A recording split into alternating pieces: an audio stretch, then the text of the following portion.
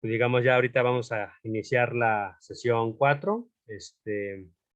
Em, Vamos a hablar ahora de pues, uno de los primeros filósofos de la ciencia y que fue, digamos, parte de esta tradición que se conoce como Nueva Filosofía de la Ciencia. Es un autor, pues, la verdad, muy importante que todo estudioso de este posgrado pues, tiene que conocer. Igual, ¿no?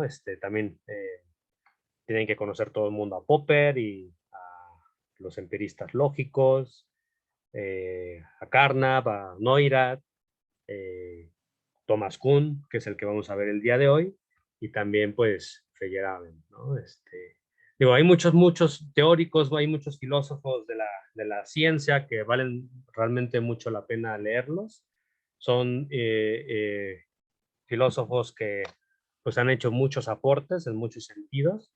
Al menos ahorita una idea que me encantaría transmitirles es ver la filosofía de la ciencia como una disciplina, primero, especializada y segundo, que está siempre en constante movimiento, que siempre está en constante renovación y que siempre se está reinventando a sí misma porque la ciencia cambia, ¿no? La ciencia se modifica, la ciencia tiene luego nuevos retos, ¿no?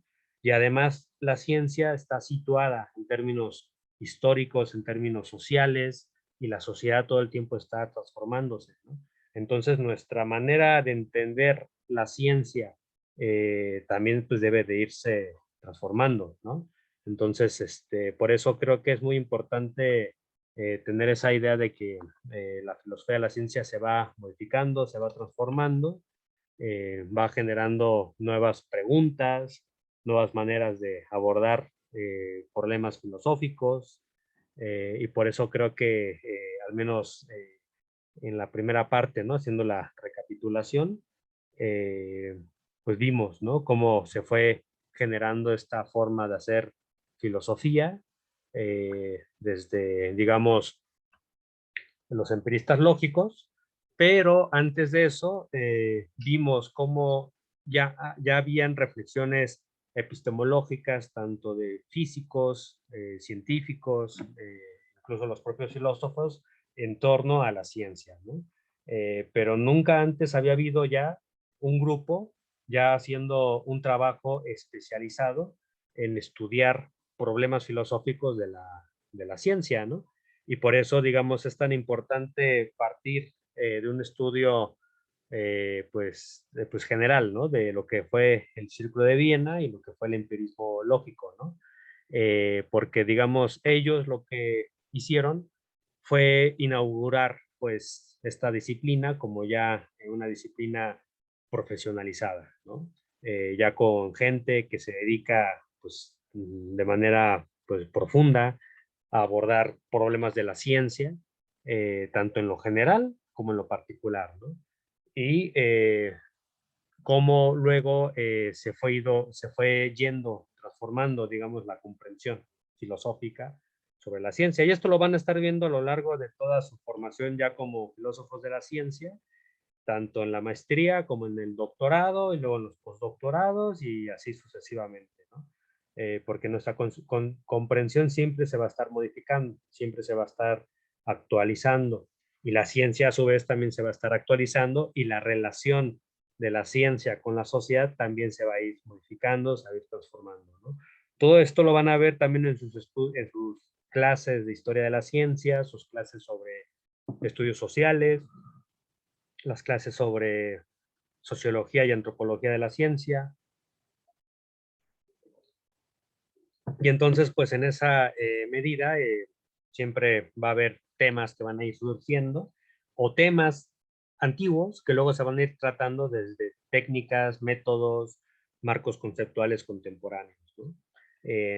Por eso siempre también se recomienda la lectura de los textos clásicos y hay que tener ese equilibrio entre leer autores clásicos, pero también autores contemporáneos, ¿no? Y siempre estar constantemente revisitando a Aristóteles, a Kant, a Hegel, a Marx, pero también estar leyendo lo que se publica en Erkenitz, lo que se publica en Síntesis, lo que se publica para los que nos interesa la filosofía de la economía, el Journal of Economic Methodology, etcétera, ¿no? Y entonces en esa orientación, pues siempre se trata de una especie de círculo que es un constante ir y venir, ¿no?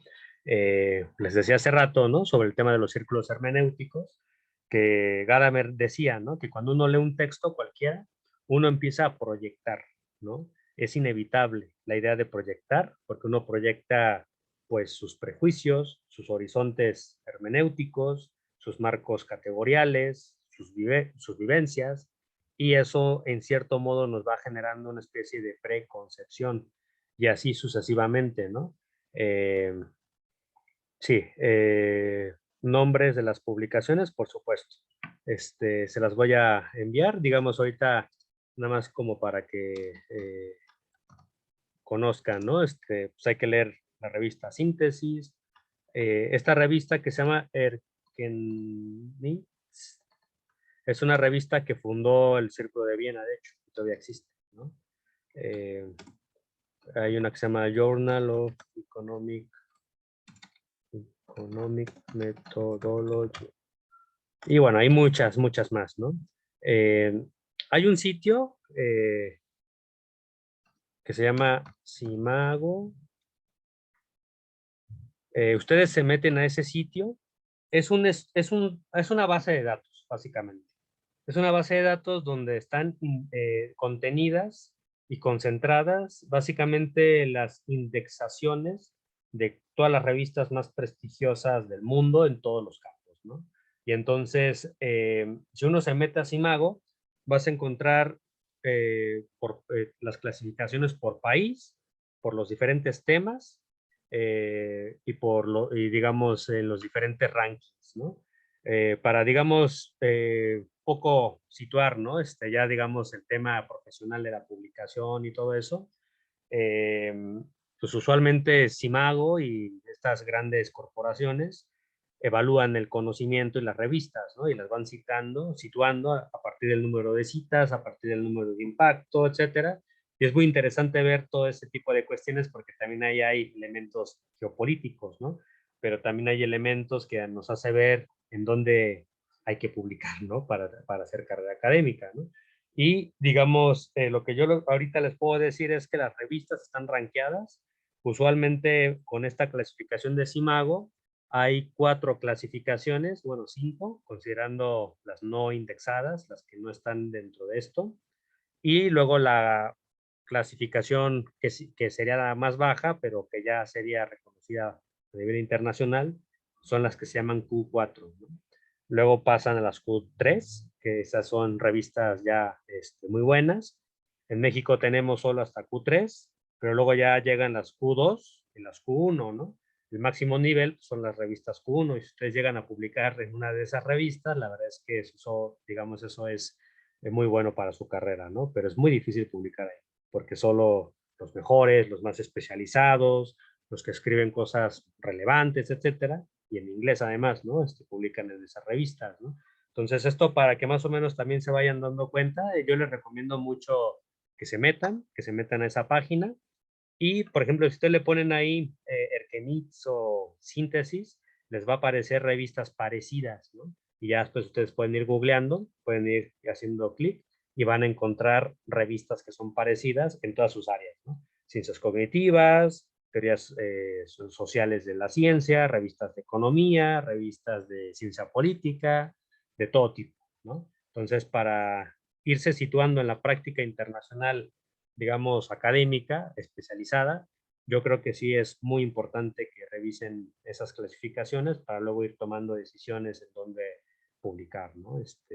Porque digamos ahora pues cada vez se nos hace más exigencia a los jóvenes académicos a que tenemos que publicar ahí, ¿no? Sobre todo para los que luego terminan su doctorado, pues lo que sigue es el postdoctorado y bueno, buscar trabajo y este tipo de cosas, pues sí que ayuda más o menos como orientar, ¿no?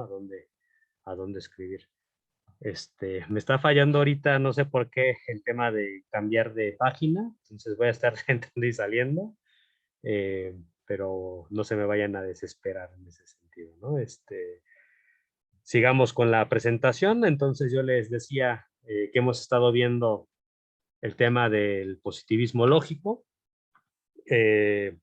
Digamos, como principales antecedentes que conviene ahorita tener presentes, tanto del empirismo lógico como de la visión popperiana, es que lo que los une, por decirlo de alguna forma, es una especie de marcos conceptuales comunes acerca de lo que es la objetividad de la ciencia, ¿no?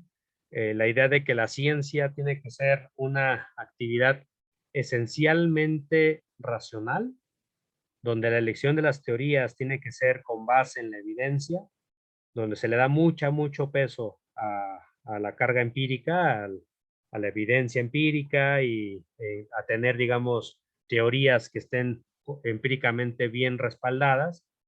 En el caso de los empiristas lógicos dirían verificadas. En el caso de Popper diría teorías que no han sido refutadas y que son robustas. Digamos, la idea es que se le da mucho peso a la evidencia empírica, experimental y de estudios de caso, ¿no? Estudios también históricos, ¿no?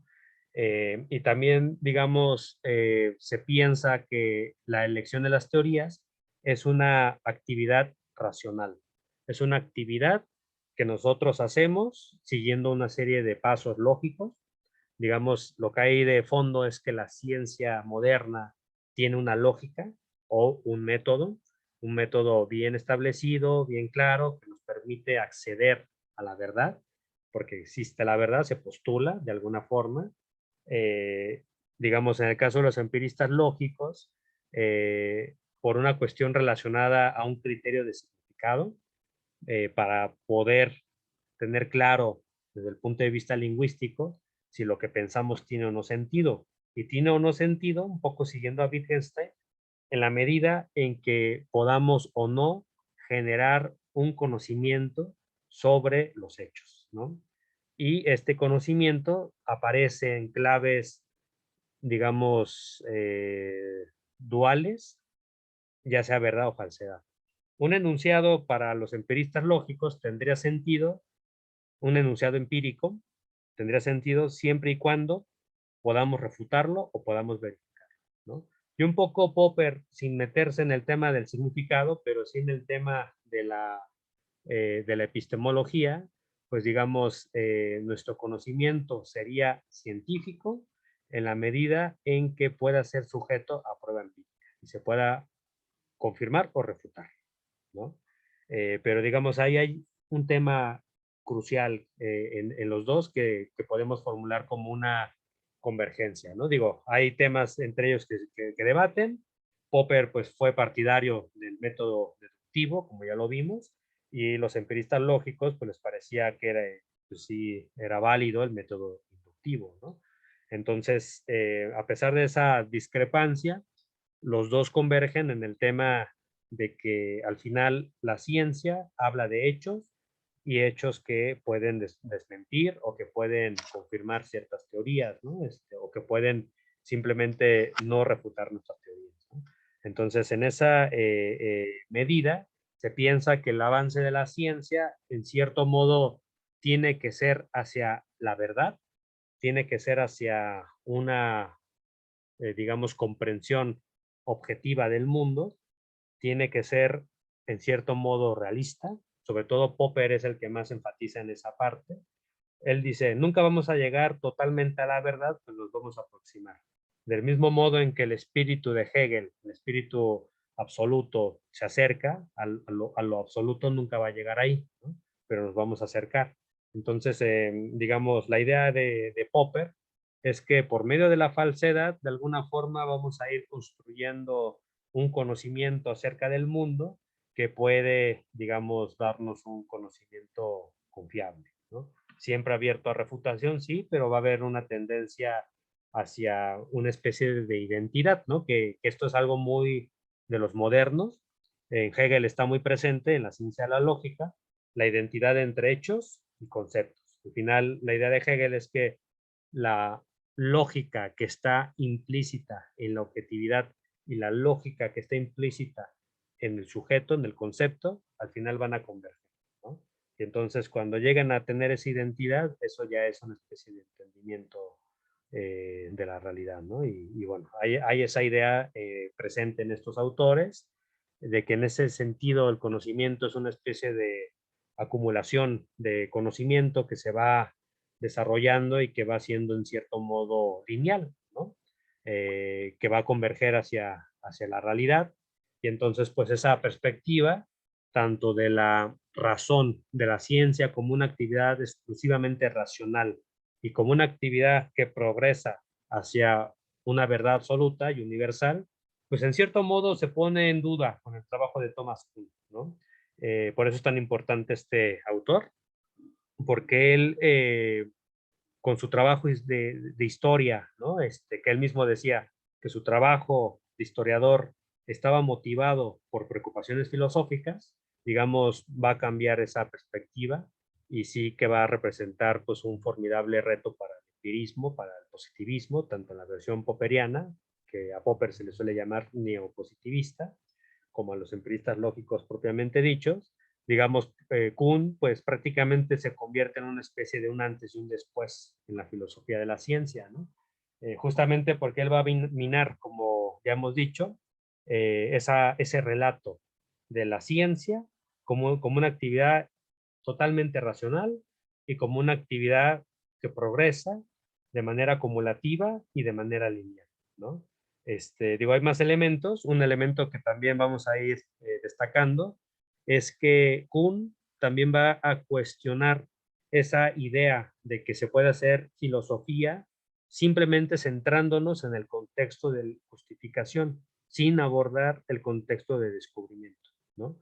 Porque, digamos, esa distinción que viene de Reichenbach y que viene del Círculo de Viena, del empirismo lógico, que luego, en cierto modo, retoma Popper y que luego se mantiene en la concepción heredada con Hempel y Quine, esa concepción de la separación entre el contexto de justificación como algo que vamos a analizar desde el punto de vista estrictamente lógico y, digamos, epistemológico, y lo que sería el contexto de descubrimiento como algo que no es de interés filosófico, ¿no? Como algo que es de interés para el psicólogo o para el sociólogo.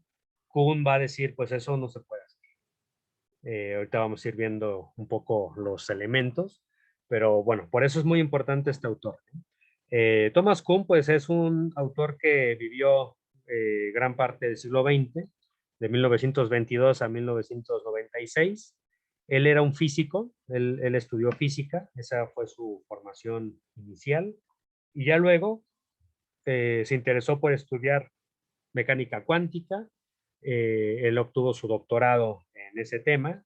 Después se va a estudiar temas de historia de la ciencia. Eh, Se va, digamos, me parece que es en Harvard, donde empieza a estudiar temas de historia de la ciencia, pero en particular es ahí donde empieza a leer la física de Aristóteles, ¿no? Que esa lectura que él hace ya de manera seria, situada, meticulosa, de lo que realmente quería decir Aristóteles, realmente le genera un impacto enorme en su forma de pensar. Digamos, estamos hablando de un físico formado en la mejor ciencia de su época, en las ciencias más avanzadas, en este caso la mecánica cuántica, cuando llega a leer a Aristóteles, pues sí que representa para él un reto, y bueno, vamos a ir viendo luego cómo esto le despertó muchos intereses filosóficos y de historiador, ¿no? Pero en particular, aquí podemos apuntar la idea de inconmensurabilidad, ¿no? Que luego de eso vamos a hablar un poco más adelante. Él fue un historiador norteamericano que dentro de sus obras más relevantes destaca este libro que se llama La Revolución Copernicana, escrito en el 50, bueno, publicado en el 57, la estructura de las revoluciones científicas, que se publica en una editorial que inició Otto Neurath y Carnap, que era la Enciclopedia Internacional de la Ciencia, y luego La Atención es Esencial, ¿no? Tiene más textos Kuhn, es un autor que fue muy prolífico a lo largo de su vida, pero lo que varias gente dice respecto a su trayectoria de pensamiento es que él se concentró como que luego en ir suavizando sus tesis principales que había formulado eh, en la estructura de las revoluciones científicas, ¿no? Parece que nunca abandonó la idea de revolución científica, pero sí que hubo ideas que lo fueron como en cierto modo incomodando, sobre todo las lecturas más postmodernas, ¿no? De su obra y las lecturas más como sociologizantes, ¿no? Son las que luego lo fueron incomodando y en cierto modo luego se fue alejando y fue tratando de matizar y bueno, ya los trabajos de Kuhn posteriormente a esto son una especie de matiz, ¿no? De ir matizando, de ir suavizando, de ir tratando de evitar una lectura irracionalista, ¿no? Que un poco en cierto modo se le atribuye de la ciencia. Es el libro, pues yo les recomiendo que lo lean en su conjunto, es un libro que se lee fácil, eh, no tiene un nivel técnico muy grande, realmente es un texto que vale la pena leerlo todo. Yo lo que les recomendé fue leer el capítulo, me parece que era el 9 y el capítulo 10, ¿no? Ahorita más adelante pues vamos a hablar de comentarios, dudas que tengan de esos capítulos. Ahorita les voy a presentar el panorama muy en general, ¿no? De lo que sería esta visión de Kuhn, que tiene que ver básicamente con cómo el estudio de la ciencia va generando una serie de conceptos y de categorías que va ayudando a entender cómo es el proceso, digamos, de la dinámica de la ciencia, ¿no? Cómo la propia ciencia tiene su proceso de desarrollo, pero también de crisis y luego de reestructuración y luego otra vez de desarrollo, ¿no? Un poco esta idea que hay en la sociedad de las revoluciones sociales, él la lleva a la comprensión de la historia de la ciencia, ¿no? Y bueno, digamos, Kuhn empieza su obra pues hablando de la importancia que tiene la historia para el filósofo, ¿no? Y desde ahí empieza a ser como una crítica al empirismo lógico.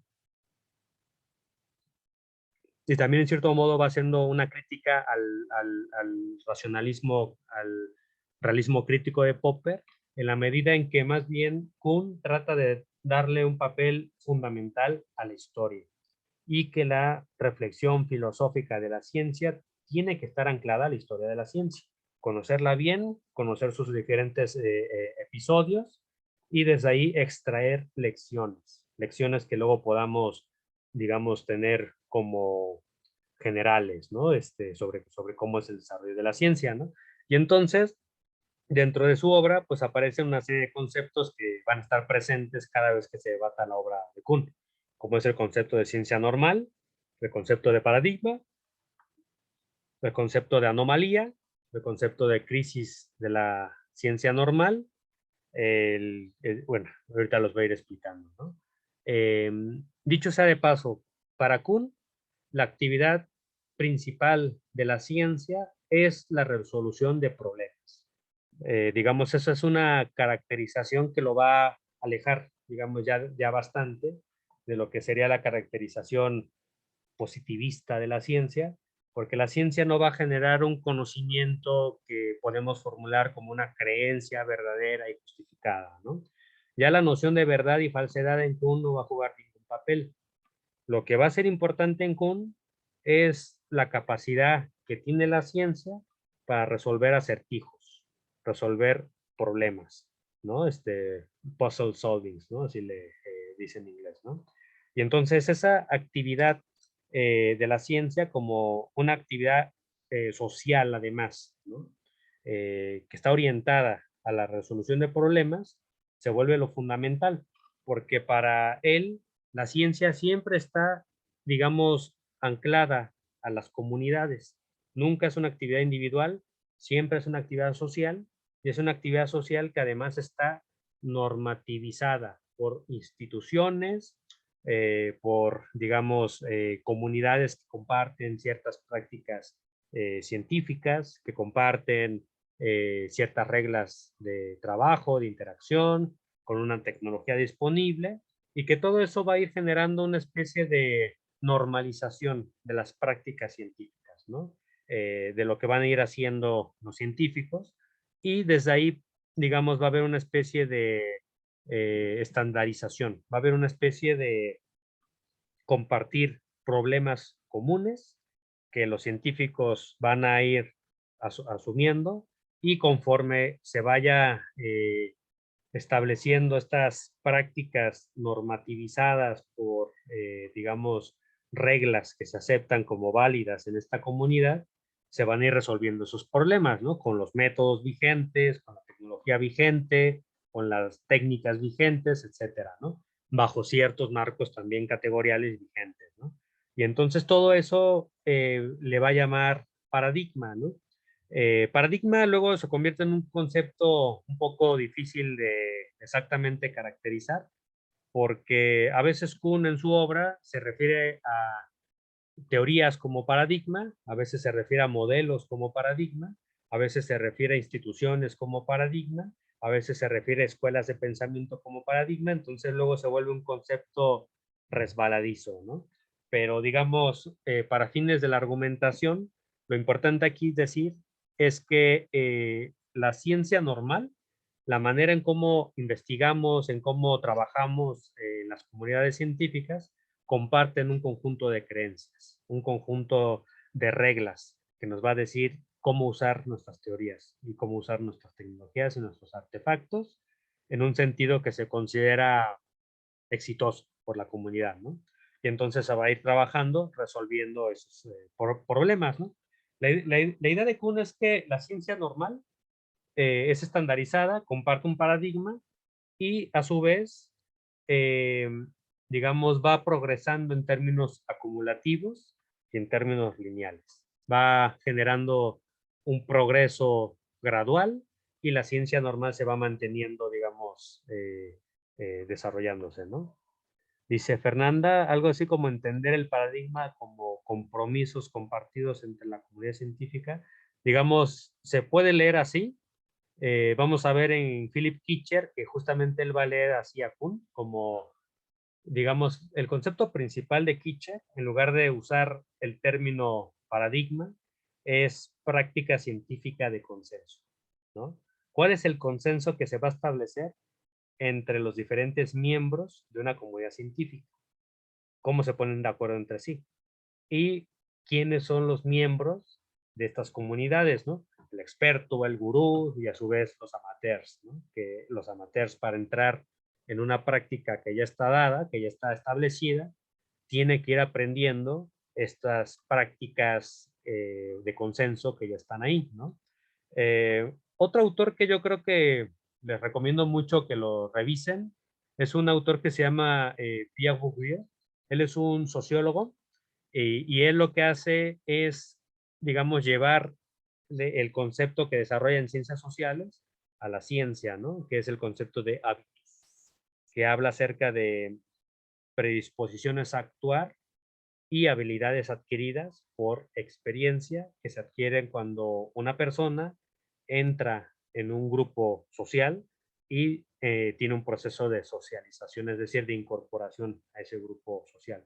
Aprende actitudes, aprende formas de hablar, aprende ademanes, aprende el lenguaje, aprende técnica, aprende el hábitus, digamos, de una práctica social. Y Bourdieu luego se va a estudiar lo que él llama el Homo academicus de las escuelas, de las universidades, ¿no? Digamos, estas investigaciones pues, son inspiradas en Kuhn, porque justamente Kuhn lo que trata de hacer ver es que los paradigmas, en cierto modo, orientan estas prácticas hacia problemas que la comunidad considera pertinentes, problemas que la comunidad considera relevantes y se usan los métodos establecidos, ¿no? Por eso luego también habla acerca de los manuales. Es muy importante la existencia de manuales para ir generando esta ciencia normal, ¿no? Esta ciencia que está, digamos, enseñándose y que todo el mundo acepta y que todo el mundo usa para resolver problemas. Y son problemas que están ahí, pero el asunto es que la ciencia justamente en su desarrollo gradual y acumulativo, de pronto va encontrando ciertas anomalías que no se pueden resolver con el paradigma tradicional. con el paradigma normal, ¿no? Con las prácticas dominantes, ¿no? Entonces son anomalías que de pronto surgen, pero aparecen inicialmente como anomalías aisladas, anomalías que, pues está interesante, ¿no? Son anomalías que pues están ahí y que luego pues, digamos, en cierto modo no llaman tanto la atención de la práctica de toda la comunidad, porque la comunidad pues está, digamos, resolviendo otros problemas, ¿no? Que sí se pueden resolver de manera adecuada, pero estas anomalías, el tema de Kuhn es que de pronto van creciendo y se van volviendo cada vez más importantes y se van volviendo cada vez más relevantes y no se pueden ningunear, no se pueden dejar de lado, ya después se les tiene que reconocer, ¿no? Y conforme va pasando el tiempo, estas anomalías a veces va llevando a que haya comunidades especializadas a abordar esas anomalías y entonces ya cuando están lidiando de manera sistemática, muy seria, etcétera, con estas anomalías, de pronto se dan cuenta que para resolver esas anomalías tienen que romper las reglas de sus propios paradigmas. Y entonces empiezan poco a poco a desarrollar nuevas prácticas, digamos, sociales, nuevas prácticas científicas, con nueva tecnología, con nuevos supuestos. eh, por ejemplo, en el caso de Einstein, ¿no? Él empieza a usar geometría no euclidiana, ¿no? Para abordar y modelizar el espacio-tiempo en la teoría general de la relatividad, lo cual, digamos, ya representó un cambio de paradigma, ¿no? Porque antes, pues no se usaba la geometría no euclidiana, ¿no? La geometría que se usaba para abordar la ciencia, los problemas de la física, que se usaba para la física newtoniana y que se pensaba que era la forma adecuada de representar el espacio, era la geometría euclidiana. Pero para abordar lo que es la curvatura del espacio-tiempo, etcétera, Einstein se da cuenta que necesita geometría no euclidiana y la usa y le sirve.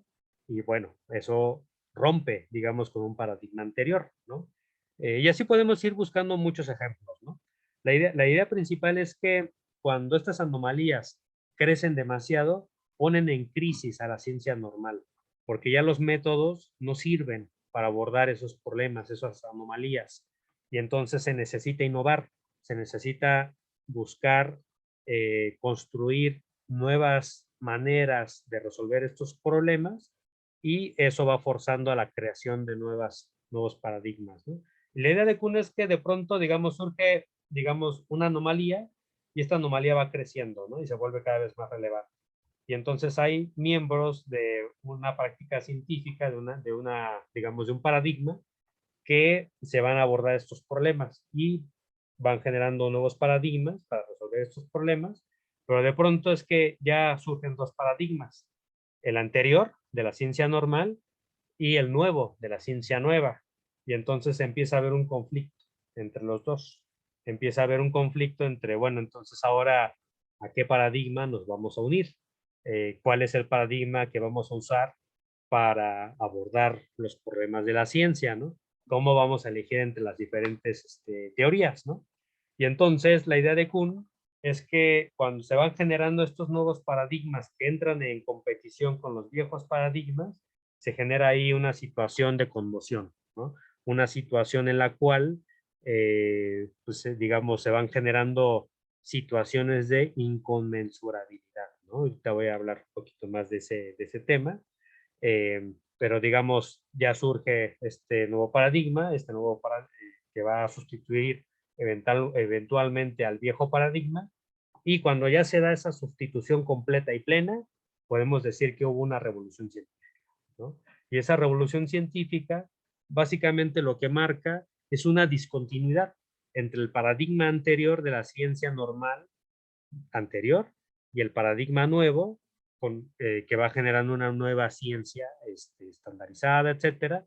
Y entonces la ciencia nueva eventualmente se va convirtiendo en la ciencia dominante que todo el mundo reproduce, que todo el mundo acepta, y entonces la ciencia nueva se va convirtiendo en la ciencia normal de la nueva época. Y entonces ahí la idea es que igual se sigue centrando en resolver problemas, problemas que luego otra vez vuelve a haber problemas anómalos que surgen y que hay que lidiar con ellos y que no se tienen los elementos y bueno, y así sucesivamente, ¿no? Entonces la idea de Kuhn es que esta es la estructura de las revoluciones científicas, ¿no? Por eso él habla de estructura, porque básicamente habla de esta especie de tendencia como cíclica que siempre se va a dar en la práctica o en la historia de la ciencia, que siempre vamos a tener una ciencia normal con su paradigma, siempre vamos a tener problemas que podemos resolver, problemas que luego no podemos resolver, problemas que van a ir creciendo en su importancia, que van a meter en crisis a nuestros paradigmas y que van a tener que modificar la manera en cómo se hace ciencia para generar un cambio de paradigma que a su vez va a generar un paradigma que es inconmensurable con el paradigma anterior y entonces se va a dar una competición donde los criterios para elegir teorías no son estrictamente racionales, ¿no? Por eso luego él habla en el texto que les planteé acerca de que incluso la, digamos, la experiencia de una persona cuando tiene un paradigma anterior y acepta el nuevo paradigma, tiene algo así como una especie de conversión casi religiosa, ¿no? Digamos, esa es lo que quiere decir Kuhn, ¿no? Que es una especie de conversión dramática, ¿no? Que se da entre las comunidades científicas y pues peleas entre ellos, pugnas, luchas que se dan porque pues hay científicos que no quieren aceptar los nuevos paradigmas porque no les conviene, ¿no? Y entonces eso abre pie, digamos, a un tema de politización, de criterios extracientíficos, extralógicos, que juegan un papel al momento de elegir teorías, ¿no? Entonces, pues ya se imaginarán, al menos en la visión muy en general que les estoy presentando, de cómo generó polémica este texto, ¿no? Eh, Antes de seguir con otros elementos, sí quisiera decir que para Kuhn los paradigmas van generando una visión totalmente diferente del mundo, ¿no? Pero también como él en cierto sentido retoma de Wittgenstein la idea de que los límites de mi lenguaje son los límites de mi mundo, la idea de Kuhn es que cada vez que cambiamos de paradigma, cambia nuestro mundo, cambia la manera en cómo vivimos en él. No es nada más cambia nuestra percepción, sino que nuestro propio mundo cambia, porque vemos totalmente diferente y actuamos totalmente diferente y lidiamos con temas completamente diferentes, ¿no? Entonces, en Kuhn hay un cambio de visión muy fuerte respecto de un paradigma a otro, que incluso él usa ejemplos de la Gestalt, ¿no? De esta cuestión de cambio de percepción, que uno a veces ve a un conejo o ve a una mujer, ¿no? Y digamos, esta cuestión eh, del cambio de percepción tiene mucho que ver también con la obra de un filósofo importante que se llama Hanson, que es un teórico que escribió sobre el problema de la carga teórica de la observación. Eh, sí, es un pato. Eso. Entonces, digamos, o sea, es un pato o un conejo. Sí. Eh, entonces, en Kuhn, pues la idea es que cambia nuestra percepción del mundo, cambia nuestra forma de ser en el mundo, cambia nuestro mundo, ¿no? Eh, y argumenta en favor de esto, un poco citando a Wittgenstein, pero también citando a Hanson, la idea de que nosotros cuando vemos, no vemos los hechos desnudos, no vemos los hechos crudos, no vemos los datos duros, digamos en un sentido como totalmente objetivo, como libre de valores, ¿no? Sino que más bien vemos que las cosas son parecidas a cosas que ya tenemos, ¿no? Es decir, siempre vemos cómo, eh, vemos, por ejemplo, pienso yo, eh, las crisis económicas que se dan en el capitalismo contemporáneo, muchas veces las vemos como los modelos que se plantean desde la crítica de la economía política, ¿no? De Marx, ¿no? O muchas veces las vemos como fue la crisis de 1929, ¿no? O las vemos como las descripciones que hace Keynes, ¿no? En la teoría general de la relatividad. Es decir, siempre nuestra subjetividad expuesta, tanto a nivel psicológico, de percepción, como un poco argumenta la Gestalt, ¿no? Nuestras emociones, pero también nuestras teorías, nuestras categorías, van a ir orientando nuestra visión, de tal modo que vamos a ver que las cosas son como nuestros marcos categoriales, ¿no? Entonces, lo que vamos a ver como dato, por ejemplo, a veces no son siempre aceptados por todos, ¿no? Eh, Hay economistas que, por ejemplo, niegan las crisis de sobreproducción, ¿no? Porque no las ven así. Ven que de pronto hay un desequilibrio, pero no ven una crisis, ¿no? O por ejemplo el tema de la inflación.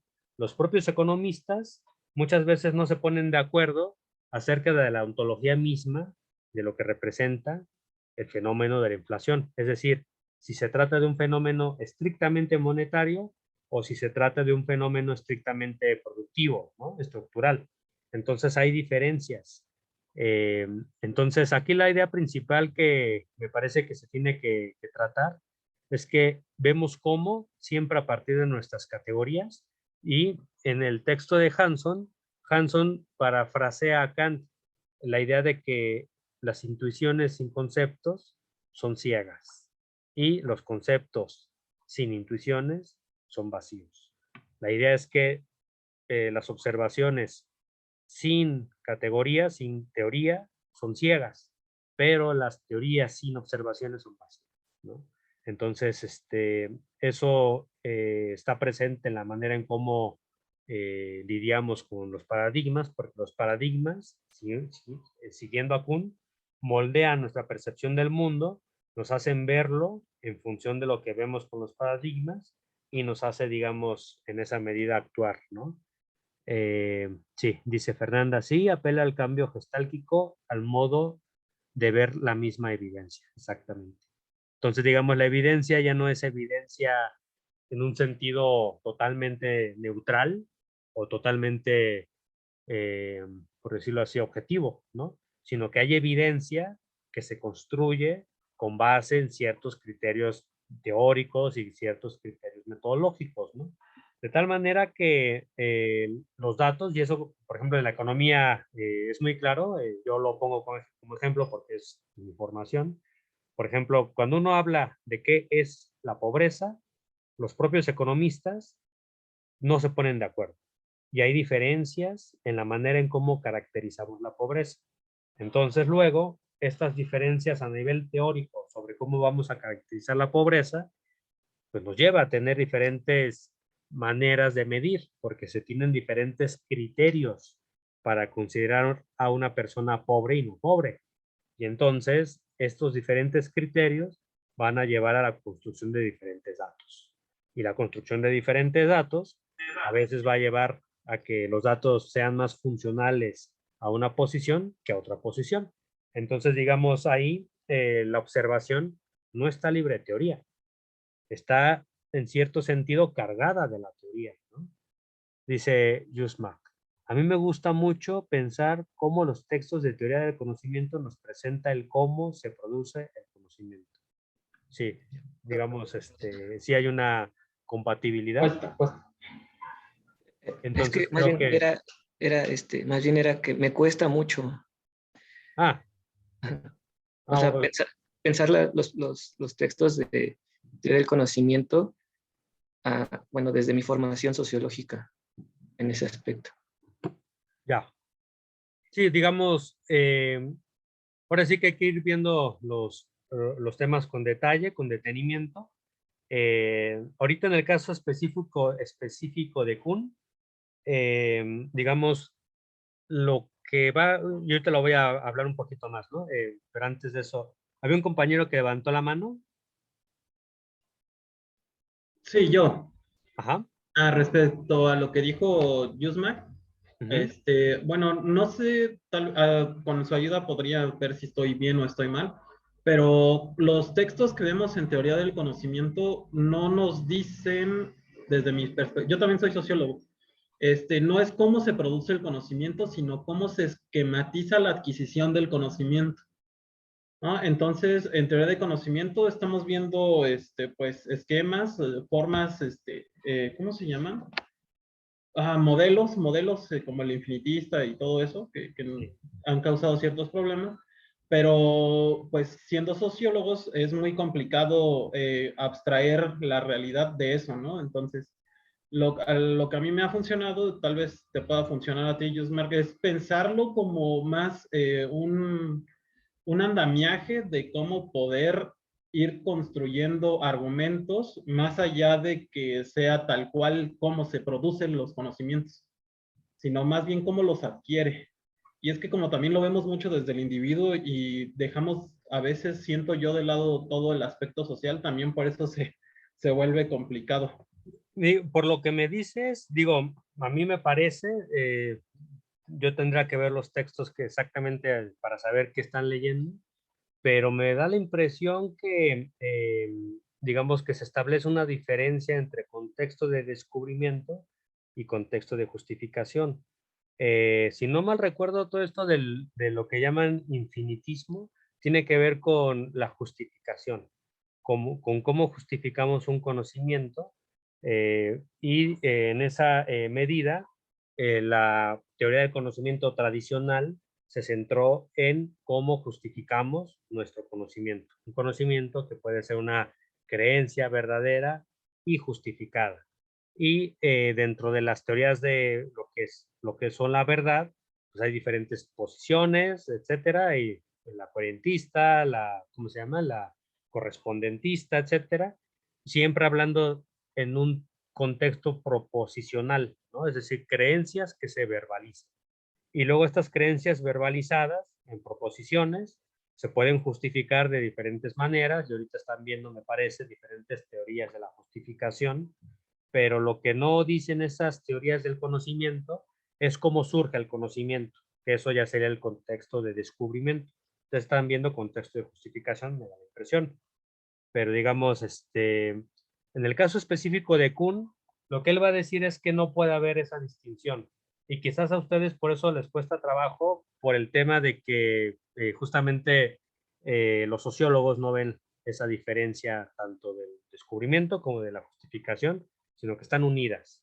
Es decir, descubrimos conocimiento siempre en comunidad y justificamos el conocimiento siempre en comunidad, ¿no? Y ese proceso de justificar, pues, y de descubrir, pues no está en los hechos, no está, digamos, por decirlo así, aislado, está unido. Y es un proceso que en el caso de Kuhn, él va a ir minando constantemente esa distinción entre contexto de descubrimiento y contexto de justificación, ¿no? Para seguir con la clase. En el tema de la inconmensurabilidad, para Kuhn, básicamente la idea es incomparabilidad. Cuando algo es inconmensurable con algo, significa que no se les puede comparar. Significa que son completamente distintos y por lo tanto no hay forma de comparar, por ejemplo, la física aristotélica con la física newtoniana. Porque dice Kuhn, cuando yo desde la filosofía newtoniana moderna, etcétera, me acerqué a ver la física aristotélica, me parecía que era realmente algo totalmente sin sentido. Hasta me burlaba y decía, chale, ¿cómo alguien como Aristóteles escribía semejantes barbaridades? ¿No? Y entonces, usualmente, de hecho, los físicos suelen tener esa visión un poco caricaturizante de Aristóteles, como diciendo, ah, sí, toda la física de Aristóteles estaba mal, ¿no? Jaja. Pero después lo que dice Kuhn es que cuando ya se metió en serio a leer a Aristóteles y tratar a entender a Aristóteles desde Aristóteles, tuvo la sensación de que lo entendió y tuvo la sensación de que no estaba del todo mal, que en cierto modo tenía sentido. Y uno de los temas es que simplemente él dice, es que la noción de movimiento de Aristóteles no tiene nada que ver con la noción de movimiento de Newton. Son cosas completamente distintas. y por lo tanto yo no puedo decir cuál noción es mejor, porque son inconmensurables, son nociones incompatibles, son nociones que no se pueden comparar, porque cada uno responde a marcos categoriales completamente diferenciados, ¿no? Y entonces esa idea la fue desarrollando más, pero esa idea de la inconmensurabilidad luego generó debates sobre las consecuencias relativistas que puede tener la lectura de Kuhn, y bueno, ahí sobre ese tema se discutió mucho, ¿no? Pero básicamente, digamos, un ejemplo así para poder entender esto es esta noción de física aristotélica, física newtoniana y las nociones diferenciadas de lo que es el movimiento, ¿no? Por ejemplo, un caso de movimiento en Newton sería simplemente dejar caer una bola de hierro y medir, ¿no? Digamos, su desplazamiento, ¿no? Poco eso se puede entender como movimiento. En el caso de Aristóteles, nuestro proceso mismo de envejecimiento es un movimiento. Es decir, el ser biológico que envejece tiene un movimiento, ¿no? Y no es un movimiento que sea exactamente igual que el de dejar caer una bola, ¿no? Entonces ahí cambia, pero también cambia la noción de causalidad. Aristóteles tiene, me parece que eran 4 o 5 nociones de causalidad, ¿no? Causalidad material, causalidad teleológica, y bueno, no recuerdo ahorita exactamente cuántas nociones, pero son muchas nociones, ¿no? Entonces cuando Aristóteles dice A causa a B, lo puede hacer en diferentes sentidos, ¿no? Ya sea como finalidad, como causa eficiente, etcétera, etcétera, ¿no?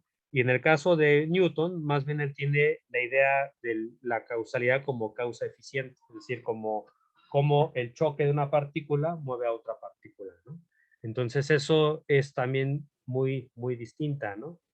Excelente, Ana. Sí, o sea, estas son las diferencias que estaba diciendo. Me faltó mencionar la formal, pero es en Aristóteles, causa formal, causa material, causa eficiente y final. Y en la, digamos, en la física de Newton, realmente solo lo que interesa es la causa eficiente, ¿no? Entonces son nociones muy distintas, son físicas muy diferentes y hay que verla cada una en su especificidad, es lo que quiere decir Kuhn. Y lo que va a decir Kuhn es que estas perspectivas se van a ir modificando conforme pase el tiempo, y pues los paradigmas, pues eso, van a ser paradigmas que van a ser entre ellos inconmensurables. Entonces nuestros criterios pues no pueden ser totalmente abordados desde perspectivas estrictamente lógicas, ¿no?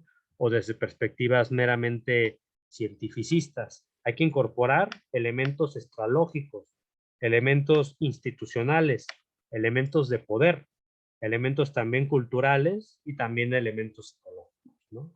Entonces, todo eso, esto último que les acabo de decir, fue justamente un tema que abrió paso al desarrollo de lo que se conoce como el programa fuerte de la sociología, que se desarrolló luego en Edimburgo, y bueno, luego sociólogos, etcétera, fueron tratando de entender la ciencia más como una actividad de personas situadas en comunidades, con instituciones, etcétera, que tenían, digamos, prácticas compartidas, ¿no?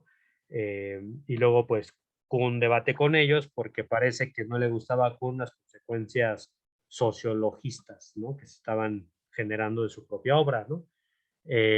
Otro tema es que por este tema de que las teorías son inconmensurables y que los científicos tienen que elegir, muchas veces la elección de teoría se convierte en un tema que ya les comentaba yo, como una especie de conversión ideológica eh, que implica luego un proceso dramático de cambio de visión del mundo. Es como si de pronto un cristiano se vuelve musulmán, digamos algo así, que luego ese tema también va generando debates sobre si en efecto es de esa manera. Es un poco complejo, ¿no? Yo lo que puedo decir es que, por ejemplo, en economía, yo conozco profesores que en su momento fueron súper marxistas y después se convirtieron en neoliberales muy, muy dogmáticos, ¿no? Entonces, digamos, sí que hay ejemplos de esta conversión ideológica, yo los he visto, y así, ¿no? También hay casos de procesos más graduales donde el pensamiento de alguien, de un economista que antes era keynesiano, pues se va volviendo un poco más matizado, sigue siendo keynesiano, pero se matiza, ¿no? Y va modificando. Digamos, hay ejemplos de todo tipo, ¿no? Pero sí, digamos, la idea de Kuhn es que la actividad de elección de teorías no es totalmente racional y que hay criterios extralógicos que tenemos que visibilizar. Y que estos criterios extralógicos juegan un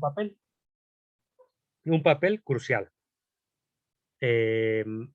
Entonces eso nos va generando una visión desmistificada de lo que es la ciencia. Ya no es ese relato positivista, digamos, como del científico, libre de prejuicios, libre de intereses políticos, libre de ideología, sino que hay ideología, hay intereses y hay poder en la ciencia, ¿no? Porque la ciencia es ella misma una actividad social, ¿no? Y bueno, eso abrió mucho campo para muchos temas, ¿no? Eh, el tema respecto al progreso de la ciencia, ¿no? El relato de Kuhn lo que nos hace inmediatamente ver es que la ciencia no avanzaría en un sentido lineal y acumulativo de creación de conocimiento que se va acumulando cada vez más, ¿no? Y de acercamiento a la realidad, ¿no? Kuhn es de los primeros autores que da argumentos bastante fuertes para cuestionar la idea de que la ciencia nos va generando un conocimiento cada vez más realista de la realidad. Porque imagínense ustedes, si nosotros tenemos la idea de que la física aristotélica era la representación realista del mundo y de pronto surge la revolución científica de Galileo y nos muestra que no, pero luego viene la revolución científica de Einstein y nos dice que no, y luego viene la mecánica cuántica y nos dice que no, entonces, ¿qué nos va a garantizar que nuestras mejores teorías científicas son una representación científica del mundo? Esto que les acabo de decir se conoce como el argumento de las teorías no concebidas. El que lo desarrolla ya con bastante detalle es un filósofo que se llama Stanford y él lo retoma de Kuhn, justamente para argumentar en un sentido antirrealista el desarrollo de la ciencia y centrarse más en la ciencia como una actividad no de generación de conocimiento en ese sentido epistemológico tradicional, sino más bien como una capacidad de resolución de problemas.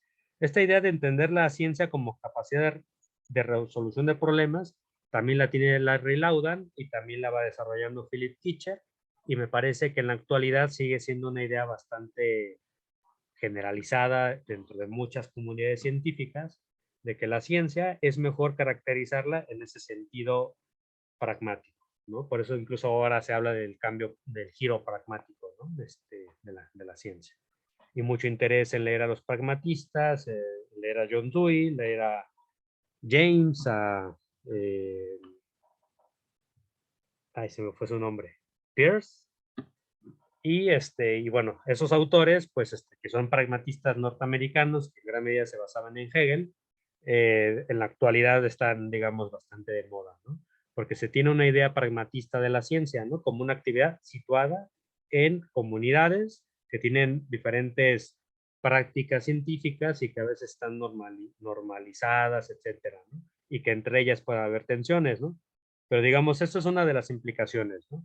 Entonces la idea de Kuhn es esa, que la ciencia no necesariamente avanza hacia un conocimiento cada vez más realista y cada vez más verdadero, y no es este cúmulo de acercamiento a la realidad como lo tenía Popper, ¿no? Las teorías no concebidas son las teorías que todavía no hemos pensado, pero que van a surgir en el futuro. Entonces, si, por ejemplo, Aristóteles pensaba que su física era la mejor en su tiempo, y duró así durante casi 1000 años. Luego viene la física de Galileo, luego viene Newton, luego viene Einstein, luego viene la cuántica, etcétera. Y aún así no tenemos una definición que podamos decir, esta es la definición realista de lo que es, por ejemplo, la materia. Entonces, ¿qué nos garantiza que en efecto vamos a poder tener una perspectiva realista de la realidad, ¿no?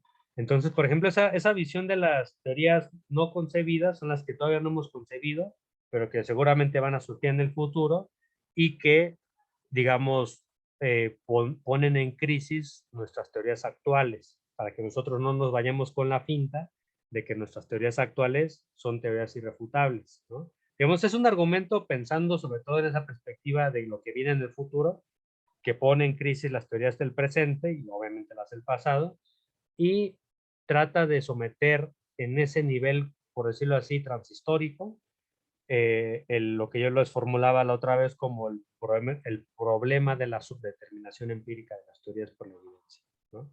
Es decir, la evidencia que tenemos no va a ser concluyente para favorecer una teoría nada más. Ajá, y el autor se llama Stanford. Ese seguramente lo van a ver en sus clases, si es que entran a la maestría. Es un autor que se lee, bueno, yo lo leí ahí. Y bueno, gran parte de esa argumentación antirrealista viene de Kuhn, ¿no? Esta idea del desarrollo discontinuo de la ciencia, que no necesariamente nos lleva a tener una perspectiva de la verdad. Sí, ahora no sé por qué me ha estado fallando bastante este tema de compartir pantalla, como que constantemente se ha estado bloqueando. Bueno, ya nada más me faltan 2 láminas y ahorita nos damos una media hora para descansar. Voy a tratar de ir lo más rápido posible. Bueno, digamos, el relato de Kuhn tiene también sus problemas, ¿no? Y uno de los problemas que generó es que cuando uno lee a Kuhn, inmediatamente dice, está muy interesante la narrativa, está muy interesante el tema de la estructura de las revoluciones científicas, es muy claro, queda muy claro exactamente en qué consiste esa estructura. Se trata de una estructura que además es dinámica y que siempre se está moviendo y que va generando pues una idea, por decirlo así, no positivista del desarrollo de la ciencia, una idea que vincula la actividad científica con actividades extracientíficas y extralógicas, que son relevantes, digamos, para entender el ejercicio mismo de la ciencia. Pero la pregunta es, bueno, ¿vamos a aplicar la obra de Kuhn tanto a la economía como a la sociología, como a otras disciplinas científicas y vamos a ver si en efecto podemos encontrar esas mismas estructuras científicas en estas otras disciplinas, ¿no? Y no es fácil, ¿no? Por ejemplo, en el caso de la economía, no es sencillo identificar cuáles han sido las revoluciones científicas que han habido ahí, ¿no? Digamos, uno podría decir, bueno, se puede decir que Adam Smith hizo una revolución científica cuando escribió La riqueza de las naciones y se puede considerar a Adam Smith como un paradigma.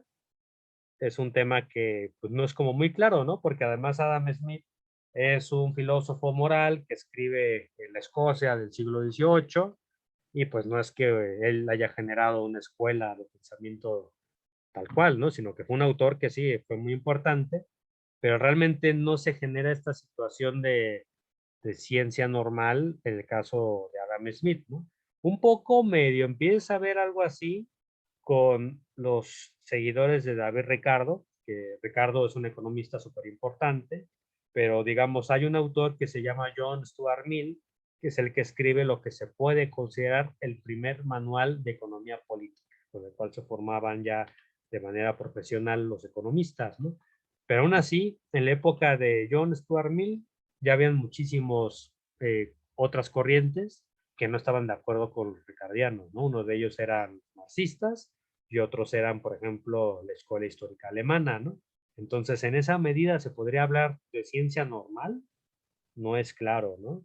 Y luego después, cuando se acaba la influencia de los ricardianos, viene la llamada revolución marginalista. ¿Se trata de una revolución científica en el sentido de Kuhn? Si es así, ¿cuáles eran las anomalías? ¿Cuáles eran, digamos, los paradigmas? Y digamos, cuáles serían las continuidades y discontinuidades, ¿no? Porque en Kuhn la idea es que el paradigma nuevo viene a sustituir al anterior y prácticamente no hay una continuidad porque es una revolución, ¿no? ¿Es así? Es un tema que al menos en el caso de la economía ha generado muchos debates y pues las ciencias sociales más todavía, ¿no? Y la física también, etcétera, ¿no? Otro tema tiene que ver con que quizás la noción de paradigma no es muy clara. ¿A qué le llamamos exactamente paradigma? Es digamos, la física de Newton un paradigma, es la mecánica cuántica un paradigma, es la teoría general de la relatividad un paradigma, y en todo caso, lo que siempre dicen los físicos, pues la mecánica clásica se sigue usando, ¿eh? Se sigue usando para mandar cohetes al espacio exterior y se sigue usando para resolver muchos problemas. No fue un paradigma que quedó sepultado y con ese mismo, digamos, contexto epistemológico se siguen entrenando a físicos que son capaces de resolver muchos problemas usando mecánica clásica. Entonces, y he visto yo muchos físicos que se enojan bastante cuando les dicen que la física de Newton ya fue rebasada. Pues no, no ha sido rebasada. Más bien lo que pasó es que surgieron nuevos problemas y se formaron nuevas disciplinas especializadas en abordar esos problemas, ¿no? Como es la mecánica clásica, pero la mecánica cuántica, la teoría general de la relatividad. Y las tres no están unificadas en un solo paradigma. Son tres disciplinas muy distintas. Se ha intentado unificarlas en la teoría de cuerdas, se ha fallado constantemente, pero digamos en la propia física no es obvio que se haya generado esta revolución científica que Kuhn nos dice. Y pues bueno, en los contextos de físicos que yo he visto, pues suele haber luego un rechazo muy duro a Kuhn, como diciendo, pues no, en nuestra ciencia no se da ese conocimiento así. Entonces, exactamente qué es un paradigma y cuál es la base histórica que podemos darle para, digamos, aceptar esta idea o no, es un tema que al menos la evidencia histórica más reciente, pues no está en favor de la visión de Kuhn, pero tampoco estaría en favor de regresar a una visión positivista, weak, ¿no? Del desarrollo de la ciencia como mera acumulación de conocimiento y ya, sino que es mucho más complejo que eso, ¿no? Kitcher trata de dar una solución, como vamos a ver en su texto, donde más bien lo que él dice es que el desarrollo de la ciencia es una combinación de continuidades y discontinuidades, ¿no? Que se dan en diferentes niveles de las prácticas científicas. Y Kitcher lo que va a tratar de hacer es desmenuzar y más bien identificar lo que son los paradigmas con diferentes niveles y cómo todos estos niveles tienen diferentes, digamos, desarrollos a lo largo de la historia, ¿no? Y bueno, otro tema es el de la consecuencia relativista que se sigue a partir de la inconmensurabilidad. O sea, exactamente qué y qué es inconmensurable. En el caso de las ciencias sociales, eso generó luego debates un poco agrios, como diciendo, yo soy marxista, tú eres neoclásico, él es keynesiano, él es institucionalista, y por lo tanto somos inconmensurables en nuestras visiones del mundo y no nos podemos poner de acuerdo y por lo tanto ni siquiera tiene sentido que debatamos. Digamos, esa perspectiva pues genera, digamos, pues ya una posición, primero que enrarece, digamos, las propias convivencias en las academias y segundo, pues realmente tampoco es que sea tan incomparable, ¿no?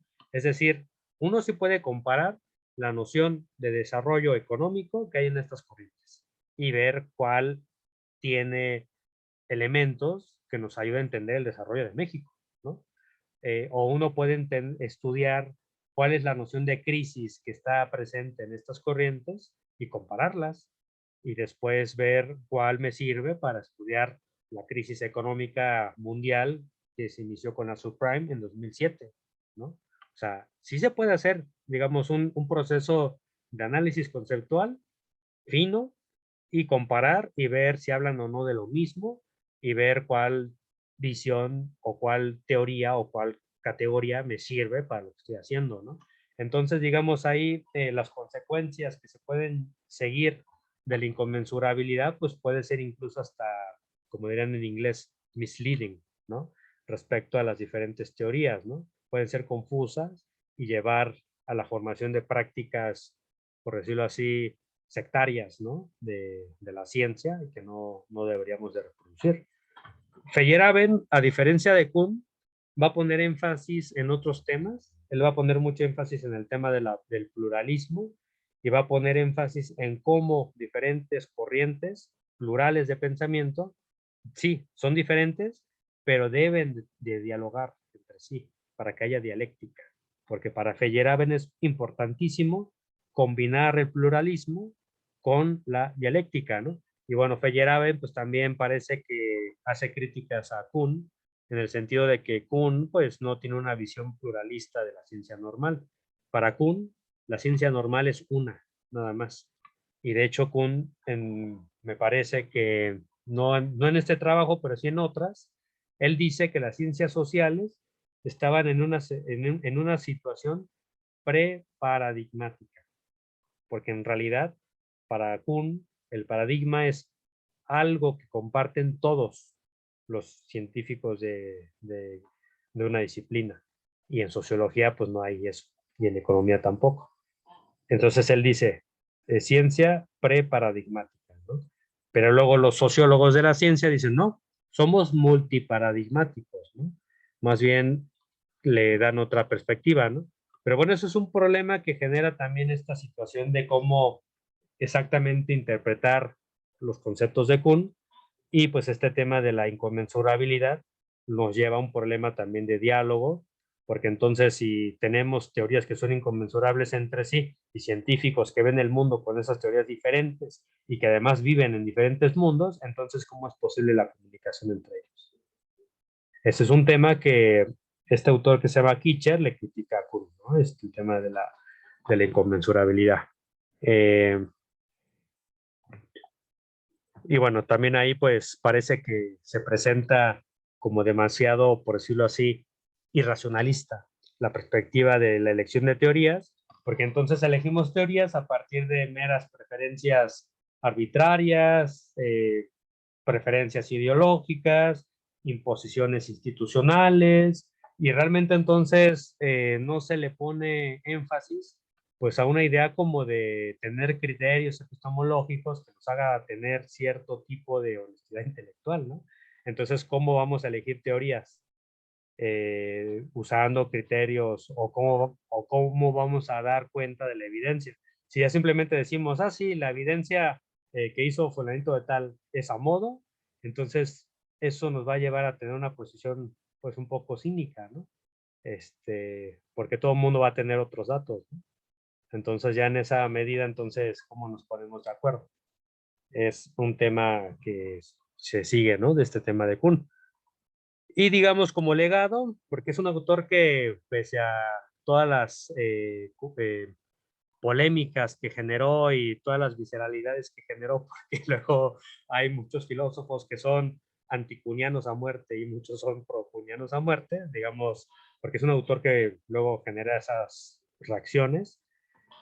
Lo que sí queda claro es que él generó las bases a nivel mundial para desarrollar una ciencia, una filosofía de la ciencia post-positivista, ¿no?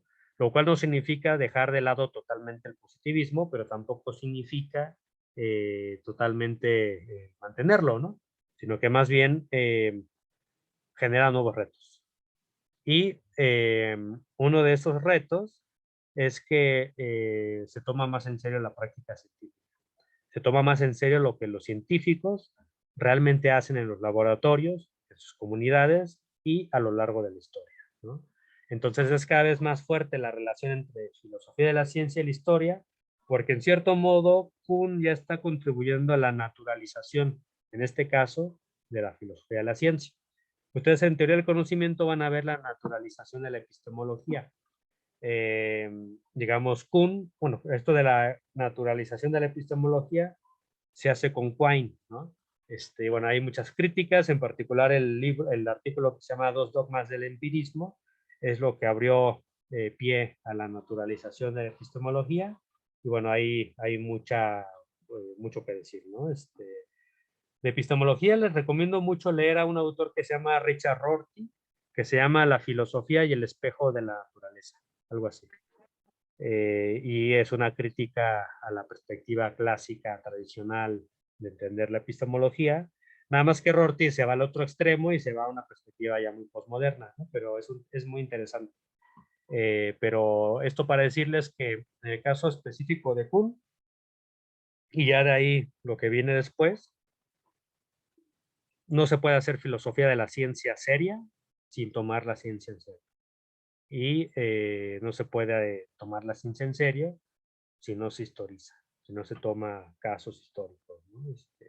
Todos los grandes trabajos actuales de modelos, por ejemplo, que es un tema muy técnico a nivel filosófico, las corrientes artefactuales o las corrientes que analizan la importancia de la metáfora o el ficcionalismo, todas parten de estudios históricos. Entonces, es muy importante que aquellos que vayan a hacer filosofía de la ciencia, sí piensen que para hablar de lo que van a hablar, necesitan conocer la historia, ¿no? De esa discusión, de esa área, etcétera, porque, pues, digamos, ya es parte del legado nuestro, ¿no? No se puede hablar simplemente a priori de la ciencia. Tenemos que tener un conocimiento histórico fuerte para hacer buena filosofía de la ciencia. Luego, otro de los temas es que surge pues de las disciplinas que se conocen como estudios sociales y filosóficos y también técnicos de la ciencia, en gran medida motivados por la obra de Kuhn, ya sea para refutarlo o para confirmarlo, ¿no? Y pues ahí los trabajos que ya les mencionaba de la Escuela de Edimburgo, la antropología de la ciencia, etcétera, se vuelven cruciales, ¿no? Y se van desarrollando.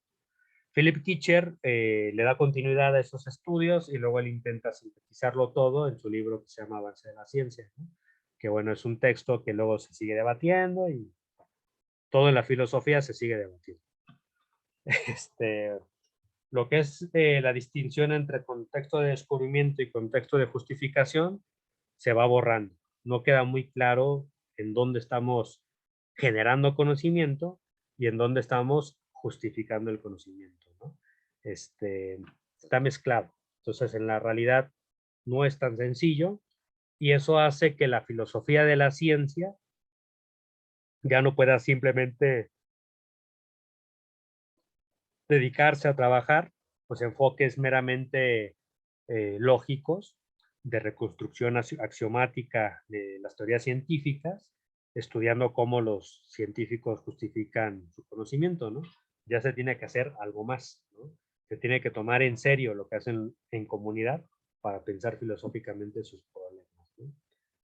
Y bueno, finalmente, y esto para la historia de la ciencia, con Kuhn se va borrando esa distinción entre lo que sería hacer historia de la ciencia interna y la historia de la ciencia externa. Son categorías que surgen más o menos en los años 30 con el trabajo de un historiador soviético muy importante que yo recomiendo que lo lean, se llama Boris Hessen. Este historiador de la ciencia soviético escribió un libro, bueno, un artículo buenísimo que se llama Las raíces socioeconómicas de la mecánica de Newton. Y lo que trata de hacer ver Boris Hessen en ese libro es que más bien son fuerzas externas, sociales, lo que va llevando a que surja en una época histórica la necesidad de que haya una solución a problemas, sobre todo en la época de Newton, que es la necesidad de tener barcos, de tener misiles, de tener, de hacer trabajo de minas, etcétera, etcétera. Pues eso hace que surja pues, la necesidad de tener una mecánica clásica que posteriormente ayuda al desarrollo de las fuerzas productivas, ¿no? Pero entonces esa visión le quita protagonismo al desarrollo interno del desarrollo científico, ¿no? Y Hessen, pues, le pone mucha importancia más bien a lo externo, ¿no?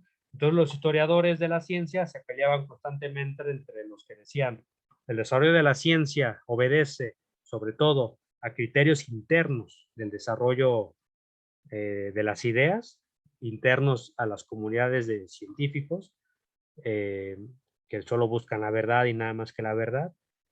Y por otro lado están los marxistas soviéticos, siguiendo a Hessen, que dicen, no, más bien todo es por fuerzas externas del capital, que obliga, o de la sociedad que obliga a que los científicos desarrollen cierto tipo de teorías que sirven para resolver problemas de la sociedad, y entonces más bien en la ciencia está presente los intereses de clase, de la clase dominante o de la clase subalterna, ¿no? Entonces, lo que va a hacer Kuhn, en cierto sentido, con esta obra, es minar esa distinción, porque él va a decir que está todo mezclado.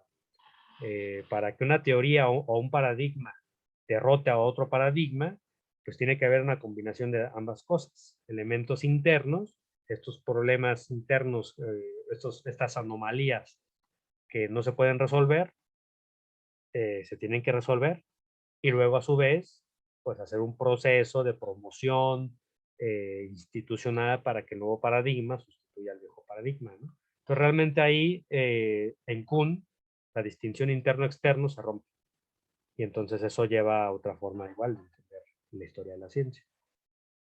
Pero bueno, traté de ser breve, realmente para hablar de Kuhn es realmente complicado, hacerlo en forma, digamos, ¿cómo se llama? Resumida. Se puede hablar de sus capítulos uno a uno. Yo les recomiendo que cuando puedan se lean todo el libro. Aquí pues les presenté una visión panorámica general de la obra de Kuhn. Entonces, ahorita pues vamos a darnos una media hora de descanso y regresamos mientras vayan pensando sus preguntas, vayan pensando también en cosas que vieron en el texto. Ahorita para que ya que regresemos, pues le entremos a la discusión. Entonces, nos vemos en media hora. Son las 5:45, a las 6:20 aproximadamente. Bueno, entonces, hasta ahora.